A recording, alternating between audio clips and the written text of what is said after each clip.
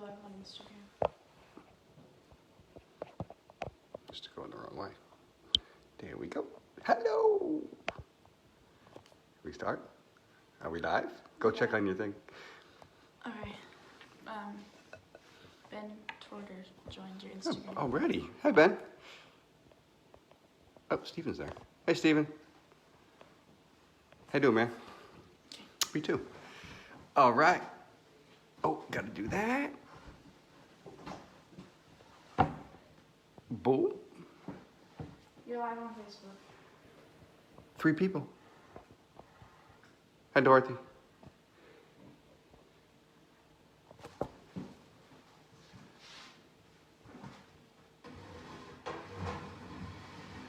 Looks really bad. It looks bad. We're just setting up, folks. Thanks. Sit tight. What's so bad about it? Look at it. That's not so bad. Well, because my face is right there. Yeah, but it's not symmetrical behind you. So, which It's way? fine. It's fine. It looks better when you're not, when your face isn't in it. Thank you. Lisa said, is your mic on? Oh, do you hear me okay? Check, check, check. My mic not on? Wait, let me check. No, you're good. Okay. Hi. You hear me? Yes, I can Okay. hear I know you can hear me. You're in the same room as me. you. No, they can hear you. Don't jump, they'll move the Oh, camera. sorry. I can't help it. I'm excited. Look. Joke. Funny.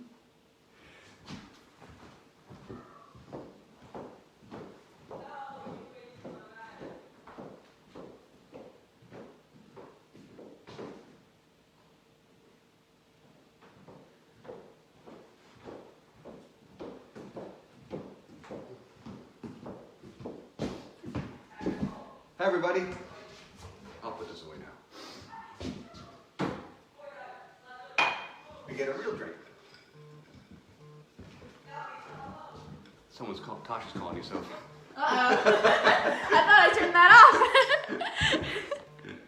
Don't put her on the phone. Can I turn this off for a second so I can turn FaceTime off? It won't interrupt. Well, the live goes off Oh, when yeah, someone turn it off. calls. Hi, everybody. We're gonna have a little technical difficulty with Insta, but we'll be set in this in a minute. Thank you for joining us. We'll get started in just a minute or two. FaceTime's Take- off. Take this time to, she was calling you, it wasn't FaceTime. Take this time to make a drink if you're gonna have one. Get comfortable. We're gonna wait a few minutes and get started with a little bit of backstory and an intro, and then I'll get right to the reading, and we'll be probably finish about 6:45. I have some dinner made, which I'll show you at the end. And I'll show you what we're pairing with it wine-wise and side-wise, and it'll be great. Remember to look at both cameras, because when you look just at that one, it's apparent. Say what? Oh, gosh. Sorry. It's so hard to be so popular. Yeah, I know. It's. Hope everybody's doing well. What a beautiful day it was in New York. Hope we got to go outside and that you have a nice dinner and evening planned. Good? Yeah, you should be good. Okay. So we're set on Insta and Facebook. I call it Insta. Just that cool and funky and fresh. Oh, check it out. Look at these bad boys. Speaking of cool and funky fresh.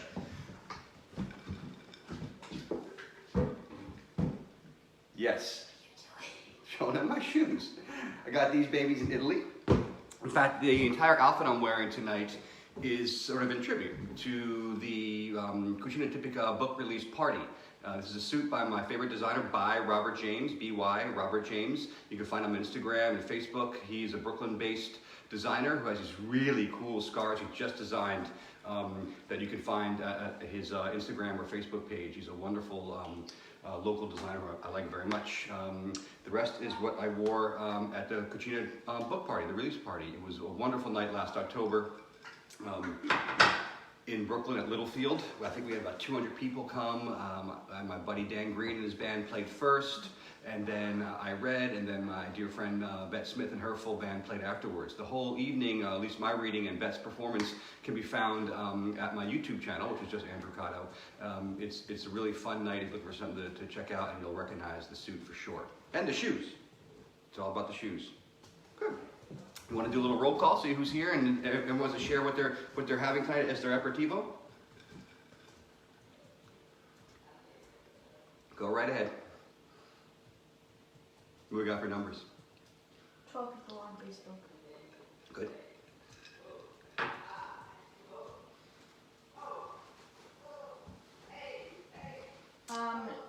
Dorothy said Negroni. Oh, Dorothy. Cheers. Cheers. Chin chin.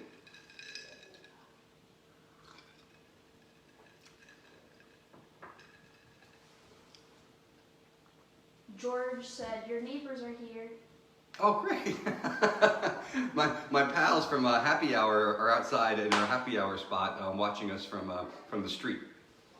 Bob Jewett said, Bobby J. Tito's. Tito's vodka. Oh, I saw a handle of Tito's in one of his photos, I believe. Mm-hmm. Check it on or off, people. What do you think? I know what you think, so. Aaron Ines Mm-hmm. said Toscana Rosso. Nice. Stephen said cheers and good health. Salute, amigo. Stephen is a fireman from New York City, one of our FDNY members who I met in Venice last September when I did a really amazing story for the New York Times about how a lot of the dignitaries of Venice after 9/11 brought over FDNY members post 9/11 for just a festival and a boat race. They do it every single year, and I went to report on it last September. And while that was absolutely a magical experience, I also made friends with all these wonderful guys from the FDNY and their spouses or girlfriends, and it was really just a magical week in Venice. That's how, and we're still friends. Fascinating. I need a better partner. That's fine. No, seriously. No, really. Okay. What time we got, so? What time? Yeah. It's 6:07. 6:07. Okay. We'll give it a couple more minutes. We'll begin about 6:10. I think we'll be fine. You want to come say hi, Soph, real quick? No.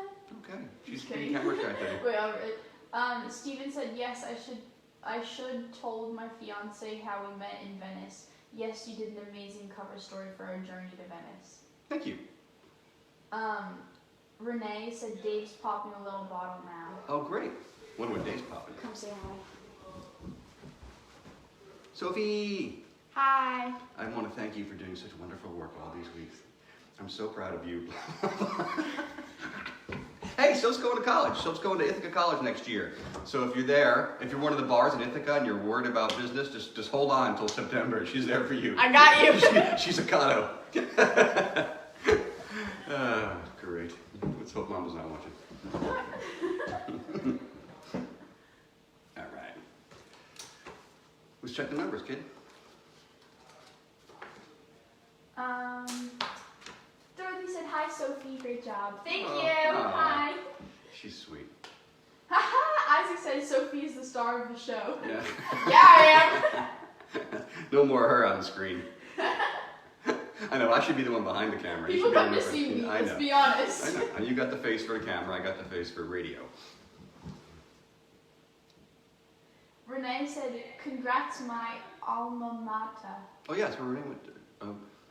That's where Dave and Renee met. Loved IC. That's Ithaca College. I know what IC means. Okay. Aw, Steven is telling me about how Ithaca's an amazing school. Pretty campus. Congrats on Ithaca. Thank you. Karen All said right. congrats on Ithaca. Yeah, enough about her. Thank you. No, I think we should keep going.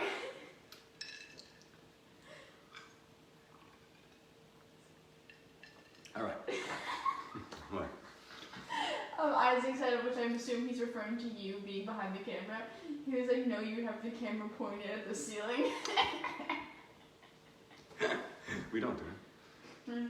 I don't know. Okay, that's enough of this banter. Thank you so much for coming. I, and Soph too, I guess we are we, really appreciate it. I know these are challenging times, and the idea behind things like this is just to come together and to remind ourselves how important it is to stay connected to people, to appreciate things that we have in our lives, and just to have a little fun. I think the book is perfect for the times in which we're living. You know, it's about escape and finding one's place and like reconnecting with simplicity and pleasure. And I think a lot of us are probably contemplating that now. If you haven't been here for the previous 3 weeks of reading, you can find them all on my Facebook page, which is dating back every Saturday with the exception of last Saturday. You can find them. They're about 45 minutes to an hour. One went kind of long. Right. Yeah. But it'll certainly give you the context for the book if you haven't read it. If you have read the book, I always forget to keep mentioning this. If you have read the book or have seen enough of me reading it to you and you wanted to post a review on Amazon, that'd be really appreciated. I know it doesn't seem like that big of a deal, but for authors, you know, the amount of reviews you have really generates how Amazon markets and displays books, which really helps with sales. And you know, sales are good. Context, just generally speaking here for the book, it's about a disheartened American named Jacoby Pines who arrives in Italy with 2 things. He has his fiancée with him, who's a travel writer on extended assignment, and he has a secret photograph that he believes will lead him to possibly the only family he has left in the world. His mother passed away when he was quite young, his father passed away recently, so this picture is really only his only connection to ancestry. Shortly after he arrives, the engagement ends, and he is certainly left alone with his only hope being to find that family. He goes on the adventure, part of the Italian adventure, with an expat named Bill. They also run into a character named Helen, who's a tour guide in Florence.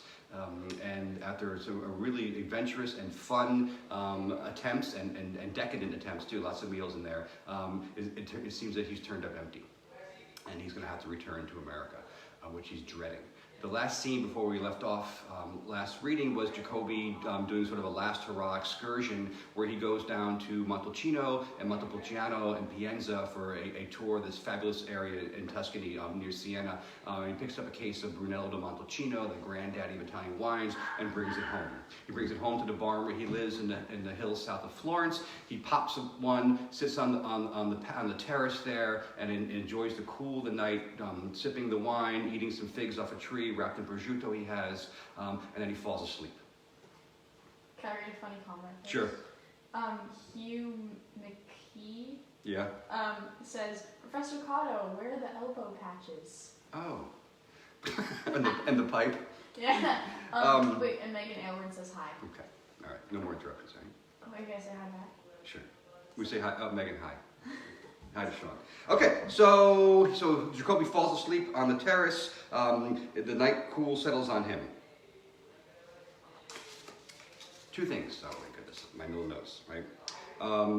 There's a joke, there's a reference here to found money. In Italy, earlier in the book, the character Bill comes across some money, but kind of like finds it and gives it to Jacoby. He does so saying that, in Italy it's bad luck if you find something and you keep it. You're supposed to give it to somebody else. You're supposed to pass that luck on to somebody else. So Bill had done that earlier in the story with Jacoby, and there'll be a reference to it here that I'm explaining so it makes a little bit of sense. Jacoby woke to the sound of a squeal, fierce and feral. From beyond the hedge, it was almost morning, and shapes were visible in the fake dawn. Jacoby's body was cloaked in cold from sleeping uncovered outside. A shiver of fear sliced through him. He shot to his feet. The door to the barn was close by, an easy escape. But another sound began, a keening whimper from the same area beyond the hedge. It sounded so helpless, desperate. The grunts repeated, overriding the whimper. Jacoby walked carefully around the barn toward the carport. He followed the familiar trail up to the shed, squinting in the half-light. The sound grew louder. Jacoby's heart walloped inside his chest and reverberated throughout his whole cavity. The sun edged up beyond the horizon as Jacoby appeared in the shed. Streaks of faint light shot through the slots in the wallboards. The hunter's dog cowered in the far corner against the stacked wood, tucked almost into itself in defense against a massive chingali with a twitching nose, beady eyes, and jagged tusks, wiry fur like the boogeyman. If it charged, the dog would be gored, probably killed. And Jacoby thought of the bullfights he'd read about in Hemingway novels. Now he understood. His body jetted sweat through every pore as he reached for the axe handle. The dog noticed Jacoby and raced toward him, eluding the swipe of the wild boar's tusk. The hound yelped in fear and scurried out of the shed just as Jacoby got a grip on the axe handle and raised it. He thought to drop it and run, but the Chingali turned toward him and grunted through a huge, round nose of darkest brown with gaping nostrils. Jacoby had never seen anything so ugly. Malevolent and beady eyes, a body like a woolly barrel. It even smelled vicious, of swine and mottled fur. It lowered its head and raised its tusks and charged at him on little legs. The surge of adrenaline, inspired by the deep desire to survive, aided the familiar axe turn as it swung around his shoulder and over his head. He brought it straight down, his muscle memory focused on the thousands of strokes recently performed, thinking of wood being split, not the skull of a charging living beast that connected with the flat axe side. Jacoby let out a primal scream that propelled the axe through the initial resistance of contact and seemed to have come from a place as far back as he could remember, stored in his conscience throughout his life, as if waiting for this single moment to explode. It held all of his hurt and longing and sense of mistreatment, but also his desire to live. The wild boar crashed to the ground and Jacoby collapsed by its side, their heads only a few feet apart. No breath came from the giant nostrils, no movement of his body at all. Jacoby pushed himself away frantically and sat sideways, staring in shock at the fallen beast. He felt sick and happy to be alive. The dirt from the floor stuck to his hands. He smelled shit and hoped it wasn't his. More light entered the shed and he could hear movement outside, footsteps and barking. Paolo arrived in the doorway, breathing heavy, wearing pajamas, wide-eyed, a shotgun at the ready. He must have heard Jacoby scream. His big dog was by his side, barking at the dead animal. Paolo assessed the situation and raised the gun. "Don't!" Jacoby said, his voice dry and cracked yet calm. "It's dead." "Are you certain?" Paolo asked, still aiming the gun. Jacoby nodded and gathered his feet. Paolo lowered his weapon and helped him up. The dog stopped barking. "Are you all right? Okay? Not hurt?" Jacoby's head spun and his stomach churned. He knew he had done something very bold, something that he could talk about for the rest of his life, but he did not like the feeling of having killed something, and that something was lying next to him in a dead heap. Jacoby walked outside the shed to shake off the shock and breathe sweet morning air. Paolo followed closely behind. I'm fine, Jacoby said between slow breaths. Paolo motioned towards the shed. "What do we do with this?" The answer hit Jacoby in an instant, as if divinely delivered. He felt himself expand and then explode into a million pieces. "We'll have to give it away," he said. The have to give it away thing is that Bill, his friend from the village, who's lived there for many, many years, is dying to have a Chingali for the village Sagra. It's a festival they have every year. And Bill, the American, who's also a chef, makes a Chingali ragu, but the people he has on retainer to find that ragu, the Chingali so far, have not done so. So Jacoby is going to gift him the Chingali and save the Sagra.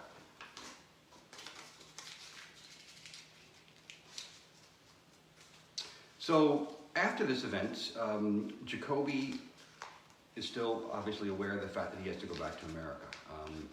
Oops, I got the wrong page. He helps Bill prepare the Chingali for the Sagra, and then they have this conversation here and this meal. They go off to celebrate the presentation of the Chingali. The church bells clanged 3 times as they boarded Bill's motorini to putt-putt out of the village.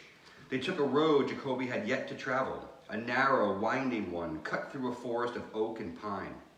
Jacoby smelled chestnuts as they climbed higher, and Bill turned off onto an undulating dirt road bordered by birch trees. They soon arrived at a makeshift parking lot, a clearing of flattened crabgrass and dirt, with dozens of cars and rows of motorcycles scattered before the back of a spreading cabin of log and stone with smoke billowing from a gaping chimney. Bill pulled right in front by a walkway of slate slabs marked by potted plants and ancient farming devices that led down and around to the front of a restaurant that overlooked swooning hills of a vineyard in bloom, large green leaves decorating the vines staked into the rich soil. A terrace was crowded with guests eating al fresco under a wooden canopy. "Oh man," Jacoby said, stopped in his tracks. "Indeed," Bill confirmed, "a sight of beauty, especially since it contains many of the vines that make our wine." "Wow," Jacoby said. "You see how the sun is hitting them right now?" Bill asked. "At this hour?" "Yes. This is the time, the special conditions here, the angles and light and soil, when they ripen so perfectly. It's happening right now." "I know," Jacoby said without pause. "I can smell it." Bill laughed. "I believe you can, young man. I believe you can." They entered through a wooden side door into a dark room with walls of log and tables of wood. Lots of country bric-a-brac on display. A waiter greeted Bill with kisses on both cheeks and took them through the room, past the teeming kitchen, and into a corridor of wide windows overlooking the valley. The room was nearly full, with large groups of friends and families enjoying their Sunday afternoon together over a long meal. Their revelry filled the space with the symphony of a successful party. Bill and Jacoby were seated at the last available table. A picnic style of worn oak vertical to a large window open to the breeze coming from the incredible panorama in front of them. Like so many views in Italy, the beauty bordered on surreal. Jacoby breathed and blinked and enjoyed the feeling of living in a still life. A witness approached with a big smile for Bill, who turned to Jacoby and asked, "Mind if I order for both of us?" "Not at all," Jacoby said. Bill put on a faux serious expression and tone. "May I assume you have no aversion to various courses of local products, succulent meats, and fabulous wines?" "Funny," Jacoby said. "Good then," Bill said, back to his own self. "Let's get started." Bill addressed the waitress and ordered extensively in Italian. She wrote it all down and nodded as if impressed. "Care to know what we're having, or would you prefer to be surprised?" Bill asked. "I'm pretty sure I know already," Jacoby said. "Do you?" "Maybe," Jacoby said with a mix of modesty and confidence. A mixed plate of crostini, a salumi platter, tagliatelle with porcini mushrooms, followed by something with pork. "Bravo," Bill said. "Oh," Jacoby interrupted, "and the local wine, but a Riserva." Bill clapped and beamed. "Sometimes I wish I only understood enough Italian to order in restaurants. It'd be great freedom." "That's my goal," Jacoby said with pride. "Well, you better hurry," Bill said. "How much time do we have left here?" "I'll find out tomorrow," Jacoby said. "I guess, when I find a travel agent who speaks English." "I can help you with that," Bill said, "but you better go early. The offices of Florence will close at noon tomorrow for the holiday." "The museums too?" Jacoby asked. "I imagine," Bill answered, head tilted with one eye squinted as if he were a marksman taking aim. The waitress returned with an unlabeled bottle of wine with a small red sticker on the neck. "That's how we know it's a Riserva," Bill said. "Fancy," Jacoby quipped. "Indeed." The cork was removed and 2 glasses were filled with a deep purple liquid that held a rust-colored tinge. Both men swirled the wine and raised their glasses. "Truly," Bill said, "to one of the greatest times of my life, certainly since my dearest passed." They chinked glasses. "Agreed," Jacoby said. "It's been a hell of a few weeks." Neither of them wanted to play the if-only game, but both were thinking that very thing as the waitress arrived with 2 platters that broke their forlorn spell. The crostini plate had thin pieces of bread topped with chicken liver pate, lardo colonnata, and traditional tomato bruschetta. The salumi platter had paper-thin prosciutto, slices of dried sausage, pickled artichokes, and pitted green olives. They ate slowly, nodding to agree that each offering was exceptional, sipping wine and looking over the magnificent countryside. In the distance, smoke billowed from a farmhouse. Jacoby envied those who made the fire. Large clouds drifted past, casting slow-moving shadows over the luscious topography as they took a half plate each of fresh tagliatelle with silky mushroom sauté. "How long does the Riserva age?" Jacoby asked, after washing down his last twirl of pasta with a long sip of wine. 2 years, Bill answered, after tilting the glass to his nose for inspection, "in oak." "It's really good." "Yes, I'd say as good if not better than anything that comes out of the Chianti Classico designation. But of course, I'm afraid I've been here too long to be objective. I've become just as provincial and biased as everyone else." "Hell," Jacoby said, "I'm not sure I can be objective at this point, but I'd say it's as good as anything I've tasted in Tuscany, short of Brunello, of course." "Of course," Bill concurred. Speaking of Brunello, Jacoby began, as the waitress arrived with their next course. Over a platter of enormous flame-roasted pork ribs, adorned with fresh squeezed lemon, Jacoby told Bill, between meaty bites, of his adventure south of Siena in the Val d'Orcia and his 3 hilltop towns. And the case of Brunello he brought home and promised to share. Bill nodded along, licking his fingers and washing the succulent pork down with long sips of wine. When they were finished with the ribs and the riserva, they agreed to a plate of pecorino with pear, along with a half carafe of the local table wine. After that, as the restaurant began to empty of its Sunday afternoon revelers and the sun started its descent, they shared a plate of Tuscan cookies dipped in sweet Vinsanto. Jacoby drank his amber dessert wine and savored the nutty crumbs at the bottom. He felt warm and heady, content as he could be. Here, Bill said, pushing his beveled glass to Jacoby. Have mine. I don't want to steer us into a tree on our way home. Jacoby smiled and deferred. No, really, I couldn't, he said, taking the glass and tossing it down. He wiped his mouth with the back of his hand, inhaling clean air and exhaling flavorful fumes. That was incredible, he said. Bill made a face of modest impression and flicked a wrist in the air. Cucina Tipica, he said. So they go back. So the next day, Jacoby has to go into Florence. It's also the day that Florence is having its national holiday. It's the day when they fet their patron saints. So it's the major holiday in all of Florence. So things are closing down early, and Jacoby has to get in there to try and find the travel agent that Bill gave him so he can arrange his trip home. He runs into Helen, the tour guide he was in town. If you remember the scene from the Il Teatro del Sale earlier in the readings, she's a tour guide for the museum, from the Uffizi Museum, who Jacoby meets and befriends, and they have a quasi-romantic evening as part of the adventure. He bumps into her when he is on his excursion into Florence the next day. And they spend the day at the Calcio Storico, which is a sporting event in Florence, which I have written about in the past for Maxim magazine. It's a crazy sporting event, but they go there first, then they're sort of walking post Calcio Storico for their evening.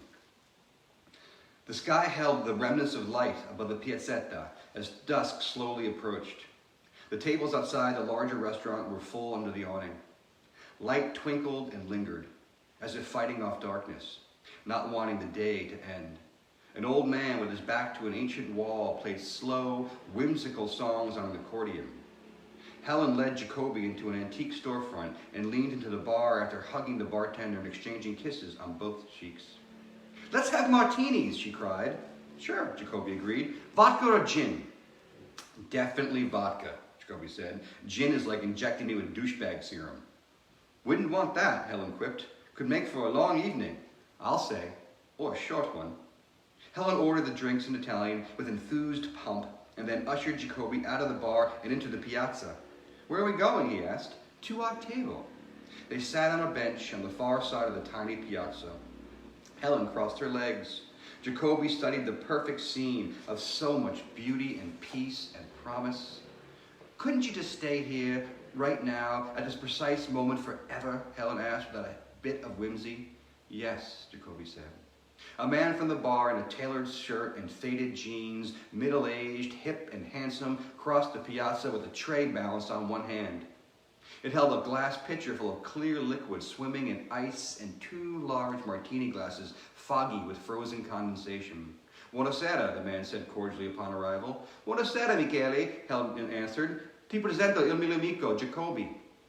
The 2 men shook hands. Michele gave each one of them a glass to hold before filling each with the cocktail, the ice restrained by a long metal spoon. Helen shook her shoulders in excitement, and Jacoby recalled the moments of joy tending bar. Michele topped off both glasses and left the pitcher on the ground with the long spoon stuck in the ice and remaining liquid. He nodded pleasantly before taking the tray back across the piazza and into the bar. "Cheers," Helen sang, holding up her glass. "Cheers," Jacoby responded with a giant smile. They chinked glasses and took sips of the icy liquid. Jacoby's eyes popped a bit at the strong content, yet smoothed and mellowed by the vermouth.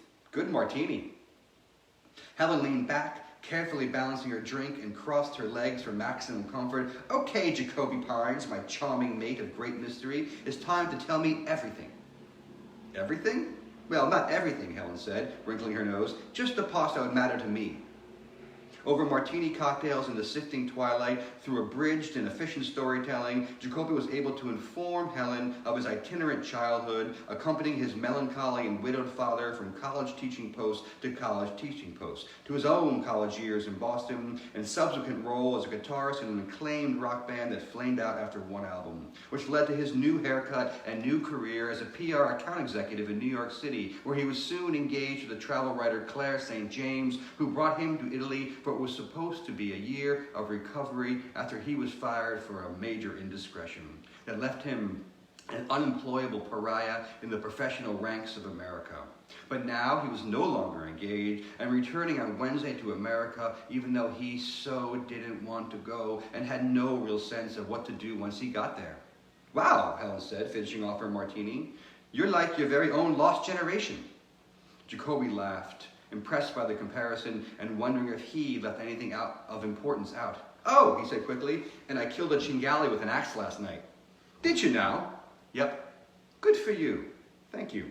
I'm hungry, Helen declared. Let's eat. Sounds good. Jacoby brought the glasses and the pitcher back to the bar while Helen secured a table for two at Lo Sprone, the tiny restaurant just off the tiny piazza that she loved so much. The room was sparse and festive, a charming hole in the wall, with conversations bouncing off the faded pastel walls and a cat making circles around the ankles of the diners. A man, who Helen identified as the owner, sat in a chair by the front window and played flamenco on an old guitar. With separate forks, they took a single plate of cacio e pepe, fresh noodles dressed in cheese and pepper, followed by a plate of charred octopus with potatoes, then a stuffed and roasted pigeon, which was the most flavorful bird Jacoby had ever tasted. They drank white wine all along and shared a piece of chocolate cake for dessert. They split the check and went back to their bench outside and sat in the darkness in the small light of the piazzetta under the jet black sky. Helen had told Jacoby her story over dinner of growing up outside Melbourne with three older and athletic brothers whom she loved but longed to get out from under their protection, which sent her to London to study and explore art, which led her to Florence to further her studies and acquire a desire to never live anywhere else. She dated plenty of Italian men but never found love. They were all too attached to their mothers, she believed. But she was incredibly content with her life in Florence, with friends and food and art and beauty everywhere, all the time. Jacoby envied Helen and told her so as they sat on the bench, his arm around her shoulder. Seriously, she asked, what will you do back in the States? I don't know, he said, trying not to seem too pathetic. I'll figure something out. Will you come back to visit? I hope so, he said, and stood up to leave, suddenly overwhelmed with emotion and the desire to run. Where are you going? I should leave, he said. It's late. Church bells rang 9. I'm afraid you're not going anywhere. Why not? A burst of fireworks rippled and popped in the sky behind Jacoby. He turned around to study the explosion. More blooms of color and bursts of sound. That's why, Helen said. They're being shot off in Piazza Michelangelo, where a few thousand people are gathered around your car. Oh, is all Jacoby could think to say.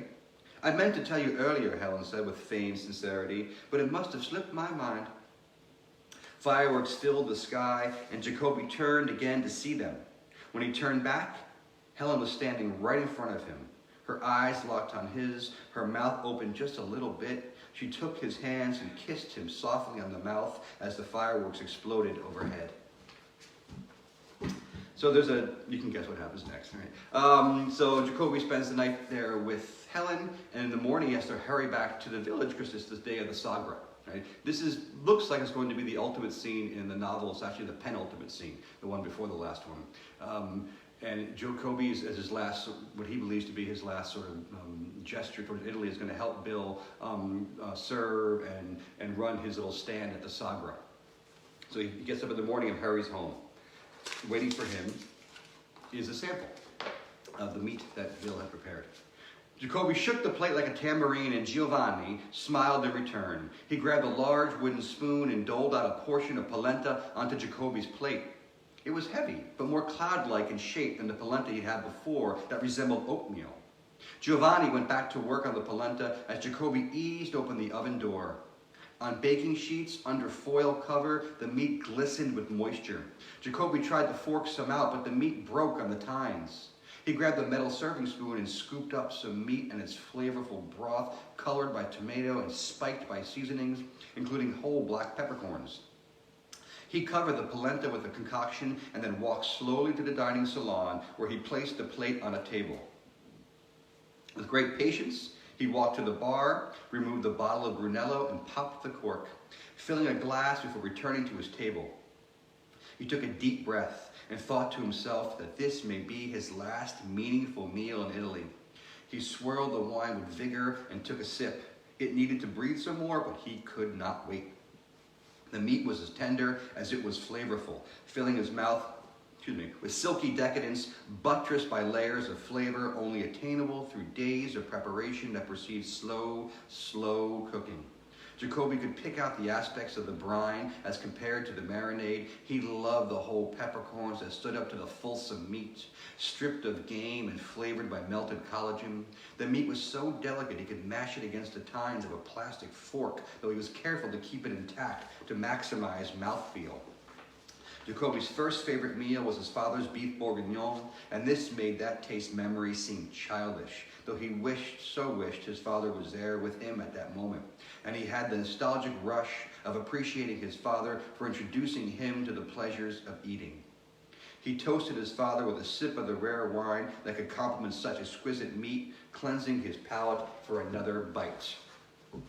So Jacoby eats that meal by himself, and there's one more short meal, another take of the cinghiali, and that'll be our last passage for tonight and from the novel. So Jacoby goes outside and helps Bill serve all the villagers his cinghiali, and everybody loves it. Bill's a hero. Jacoby's a hero for getting the cinghiali. It's all good. When the demand for cinghiali and polenta finally ended, Jacoby had a seat in a folding chair under the tent. He was worn out, sweat sticking to his black t-shirt. Bill brought him a bottle of water. "Thanks." "No, thank you," Bill said with great sincerity. "This sagra is very much dedicated to you." "My pleasure," Jacoby responded. "Truly." "You will be back someday, won't you?" "I hope so." "I can feel it," Bill said. "Like fate, you belong here." "I think we deserve a break," Bill said as they entered the cool foyer. "Are you hungry?" "I could eat," Jacoby said, following Bill down the corridor to the dining area and kitchen. "Have you had enough cinghiali for one day?" "Hell no," Jacoby said. Bill laughed and tapped the table for them to sit. He went into the kitchen and Jacoby fetched the open bottle of Brunello and 2 glasses. They met back at the table to share yet another meal. Bill had returned from the kitchen with 2 ceramic plates piled with the sagra meal, real silverware, and cloth napkins. "Food always tastes better when served properly," Bill said, laying a napkin across his lap. "I don't know," Jacoby responded. "I could eat this stuff off the sidewalk and it would still be outrageous." Bill smiled and raised his glass of Brunello. "Salute," he toasted. "We do have our health," Jacoby noted. "Got that going for us." "And all this," Bill said, gesturing with his hands to the room and the meal and the company. Jacoby smiled at the wisdom and grace of his friend and then dug into the meat. "Holy shit," he said, as if punched in the palate. "This is better than before." "It's not the place settings, actually," Bill said with a coy smile. "I gilded the lily a bit on this last batch set aside just for us." "How?" Jacoby asked, though he had just figured it out. "Truffles," both men said together. "You're insane," Jacoby insisted. "I slivered them thin as paper and added most at the end of the braise and saved some fresh for the finish. It shouldn't be too overwhelming, but they do show up." Jacoby nodded as he chewed and swallowed, took a big sip of Brunello. "They show up all right, and what they do to the wine is ridiculous." "I know," Bill purred. "This is what heaven must be like." "I hope so," Jacoby said. There we are. Oops.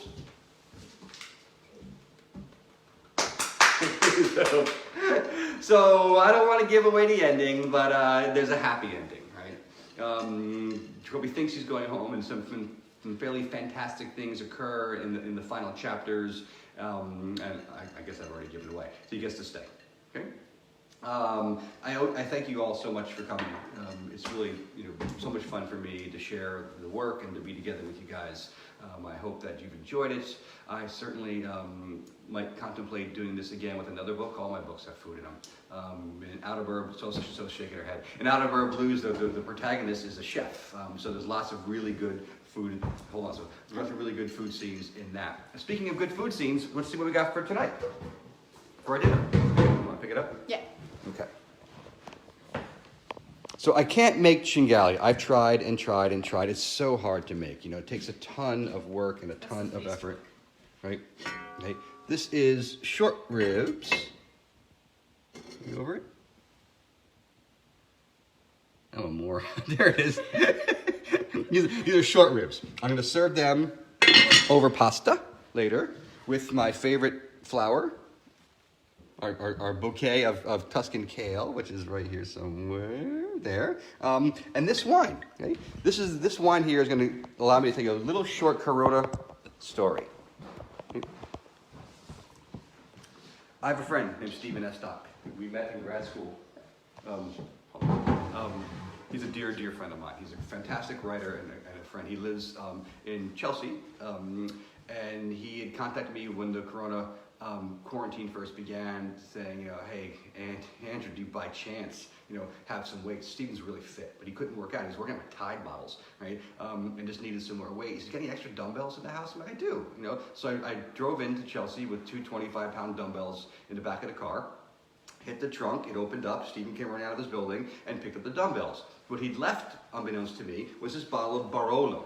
Right? So you hear me going, it's getting all sorts of gaga over Brunello de Montalcino, right? Barolo is just as good in many people's minds, right? Of course, people from Tuscany say Brunello's better, but those from Piemonte think that Barolo is better. Those who are objective think it's kind of a tie, right? But he left this bottle of Barolo. It's a 2013 Barolo. It's 7 years old. I popped it about 4 hours ago to allow it to breathe, right? We're going to pair it tonight with this ragu I'm going to put over some tagliatelle, some fresh tagliatelle.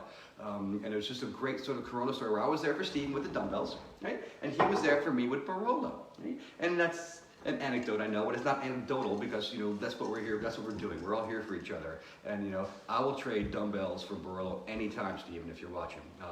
But I was also happy just to be there for you, my friend. And we will see each other again soon. And I'm going to say goodnight and go have a drink with my neighbors out front, if they're still there. I didn't scare them away.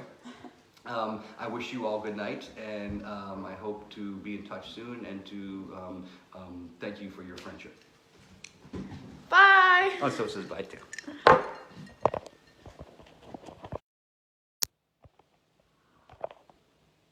this is where the moron factor comes into play. How do we turn this off? Oh boy. We still live? Yeah, I think so.